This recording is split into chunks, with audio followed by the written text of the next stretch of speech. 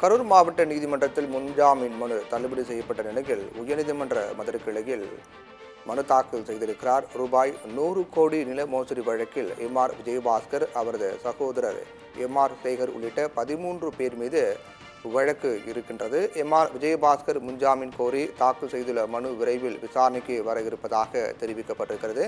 இதற்கு முன்பாகவே அவர் தாக்கல் செய்யப்பட்ட ஜாமீன் மனு தள்ளுபடி செய்யப்பட்ட நிலையில் உயர்நீதிமன்றத்தை அணுகியிருக்கிறார். 100 கோடி நில மோசடி வழக்கில் 1 மாதத்திற்கு மேலாக தலைமறைவாக உள்ள எம்.ஆர். விஜயபாஸ்கர் சென்னை உயர்நீதிமன்ற மதுரை கிளையில் ஜாமீன் கோரி மனு தாக்கல் செய்திருக்கிறார். அதிமுக முன்னாள் அமைச்சர் எம்.ஆர். விஜயபாஸ்கர் முன்ஜாமீன் கோரி உயர்நீதிமன்ற மதுரை கிளையில் மனுவானது தாக்கல் செய்யப்பட்டிருக்கிறது. அந்த மனு விரைவில் விசாரணைக்கு வர இருக்கிறது என்று தெரிவிக்கப்பட்டிருக்கிறது. ரூபாய் 100 கோடி, அதாவது கரூர் மாவட்ட நீதிமன்றத்தில் ஏற்கனவே அவர் முன்ஜாமீன் கோரி மனு தாக்கல் செய்திருந்தார். அந்த மனு தள்ளுபடி செய்யப்பட்ட நிலையில் உயர்நீதிமன்ற மதுரை கிளையில் அவர் முன்ஜாமீன் கோரி மனு தாக்கல் செய்யப்பட்டிருக்கிறார். கரூர் மாவட்டத்தில் ரூபாய் 100 கோடி மதிப்புடைய நிலத்தை முறைகேடாக மோசடி செய்து கைப்பற்றியதாகவும் அதன் மூலமாக மிகப்பெரிய மோசடியானது நடைபெற்றிருப்பதாக அவர் மீது குற்றம் சாட்டப்பட்டு காவல் நிலையத்தில் புகார் அளிக்கப்பட்டது.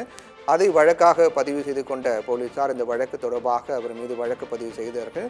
இதையடுத்து நீதிமன்றத்தில் இந்த விவகாரமானது விசாரணைக்கு உட்பட்டு நடத்தப்பட்டு வருகின்ற சூழ்நிலையில் கரூர் மாவட்டத்தில் 100 கோடி மதிப்புடைய நிலத்தை சட்டவிரோதமாக முறைகேடு செய்து மிரட்டி அதை ஆக்கிரமித்ததாக அவர் மீது குற்றம் சாட்டப்பட்ட வழக்கு நீதிமன்றத்தில் விசாரணை உள்ளது. இந்நிலையில் இந்த வழக்கிலிருந்து முன்ஜாமீன் வழங்க கோரி ஏற்கனவே எம்.ஆர். விஜயபாஸ்கர் கரூர் நீதிமன்றத்தில் மனு தாக்கல் செய்திருந்தார்.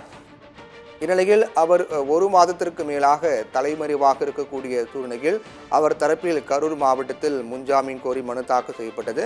அந்த மனு விசாரித்த கரூர் நீதிமன்றம் அவருக்கு அவர் தாக்கல் செய்த முன்ஜாமீன் மனுவை தள்ளுபடி செய்து உத்தரவிட்டார்கள். அதைத் தொடர்ந்து காவல்துறை நடவடிக்கை என்பது தீவிரமாக மேற்கொள்ளப்பட்டு வந்த நிலையில் தற்போது கரூர் நீதிமன்றத்தில் தன்னுடைய முன்ஜாமீன் மனு தள்ளுபடி செய்யப்பட்ட நிலையில் அது மீண்டும் முன்ஜாமீன் கோரி சென்னை உயர்நீதிமன்ற மதுரை கிளையில் முன்னாள் அமைச்சர் எம்.ஆர். விஜயபாஸ்கர் தாக்கல் செய்திருக்கிறார்.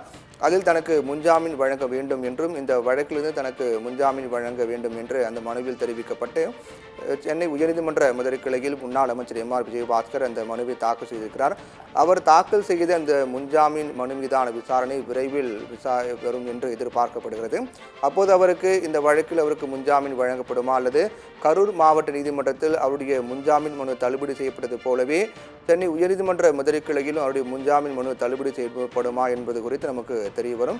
நிலையில் 100 கோடி நில மோசடி வழக்கில் எம்.ஆர். விஜயபாஸ்கர் மற்றும் அவரது சகோதரர் எம்.ஆர். சேகர் உள்ளிட்ட 13 பேர் மீது இந்த வழக்கு உள்ளது. அந்த வழக்கு தொடர்பாக தனக்கு முன்ஜாமீன் வழங்க கோரி எம்.ஆர். விஜயபாஸ்கர் உயர்நீதிமன்ற மதுரை கிளையில் மனு தாக்கல் செய்திருக்கிறார்.